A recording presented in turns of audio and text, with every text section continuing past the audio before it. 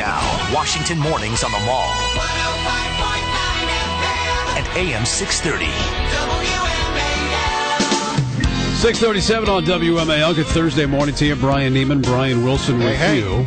Jerry Sandusky, the trial at Penn State, the former assistant coach, legendary defensive coordinator at Penn State, has been on trial now for a couple of days in this sexual abuse trial of several young kids who are now older, many of them adults.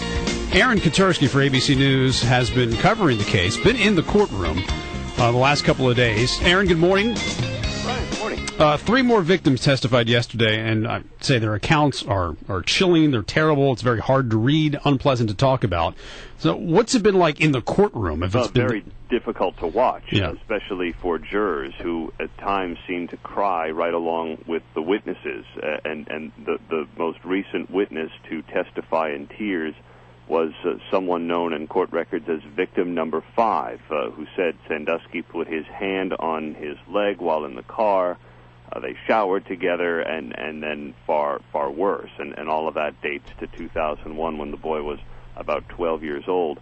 And it's just adding on to the repetitive nature of what Jerry Sandusky is alleged to have done, all told with 10 boys over a 15-year period. So what is the defense's defense? I mean, Sandusky's attorney, Joe Amendola, has he cross-examined, or is he just basically saying these kids are lying? What is their defense? No, interestingly, he has yet to substantively argue against any of the allegations themselves, as if conceding what's alleged happened, but he's trying to, of course, sow seeds of doubt in the minds of jurors by questioning the credibility of the witnesses, whether they're colluding, whether they're conspiring to somehow wring money out of Jerry Sandusky with civil suits, whether there are too many discrepancies in their stories. And it doesn't seem as if he's scored a number of points in those regards, but it only takes one juror with a little bit of doubt and to lead to an acquittal.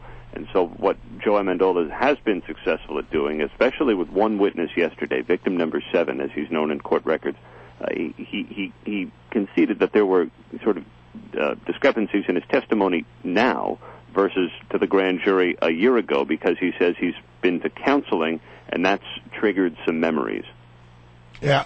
So in the courtroom, what is the mood and how is the jury sort of taking in this testimony? Well, it's very difficult to listen to, and at times you can see a juror covering her eyes with her hand. You could see a juror sort of looking down and averting her eyes away from a witness as he's testifying in tears, and those are bad signs for a defendant. If you have the jury, emotionally invested in what the witnesses are saying, that's tough. And already the defense has conceded that defending Jerry Sandusky against these 52 counts is like climbing Mount Everest. The janitor testified yesterday. This is the janitor who said he walked in on Jerry Sandusky and a child, and there was oral sex going on. I guess the question is why, and I want to know, and maybe it didn't get out in court, but perhaps you can learn something from this testimony, is why didn't that go up the food chain, and how was Jerry Sandusky, if a janitor actually saw this, still allowed to be on the Penn State campus? And, you're asking, Brian, a question that so many have asked that's beyond the scope of the trial, but that really does get at the heart of why this case so angers so many people. And though Jerry Sandusky's trial is the focal point now, it is hardly the final word, because there are other trials to be had and other investigations that are trying to get at those questions. Why, seemingly, did so many people know and so few things actually happen to stop what allegedly was going on? It was as if Penn State, not unlike the Catholic Church scandal, not unlike what's been reported at a private school here in New York City, at Horace Mann, a prominent private school, it's clinging to institutions as opposed to protecting children's safety, and that's a much broader question that is yet to be answered. All right, so you're hearing all this testimony, hard to hear. The jury obviously reacting to it, as you say.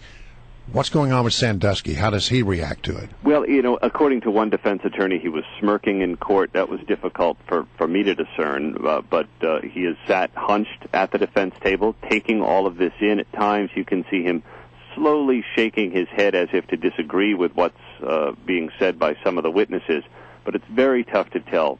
There is a gag order in the case, so his lawyer is not characterizing how he's doing on a day-to-day basis. But it has to be wrenching for him to listen to come face-to-face with his accusers and face-to-face with the one former protege of his who brought down the football program as Penn State knew it in the form of Joe Paterno. Mike McQueary, then a graduate assistant coach in 2001, testified that he had no doubt about what he saw in a Penn State locker room involving Sandusky and a boy and a shower.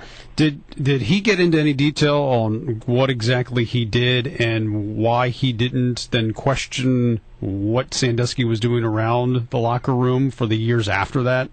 Yeah, well, he said he went out of his way to avoid Sandusky in subsequent years, and he almost glared at him during his testimony. And Sandusky's kind of hunched at the defense table. McQueary is this hulking redhead, a very imposing presence.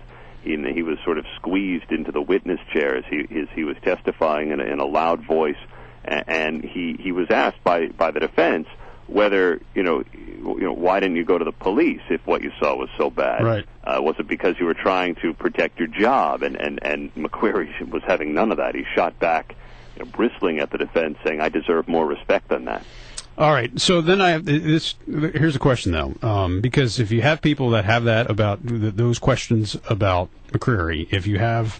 Why didn't this actually get out there? Were people trying to protect the football program? Were they trying to protect Joe Paterno? Is there a concern? Is the prosecution worried about one juror, as you said, just saying, you know what, it's Jerry Sandusky, it's the Penn State football program, this is what this community is all about, he's not guilty?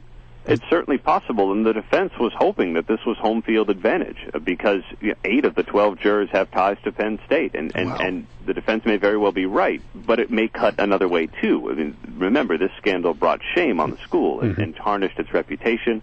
There are still ongoing investigations. Joe Paterno was fired in an unceremonious way. Recruiting is a little uncertain right now, and so maybe if they blame Sandusky for all of that, that could impact their verdict in a much different way. All right, Aaron, great to have you on. Thanks very much. We appreciate it.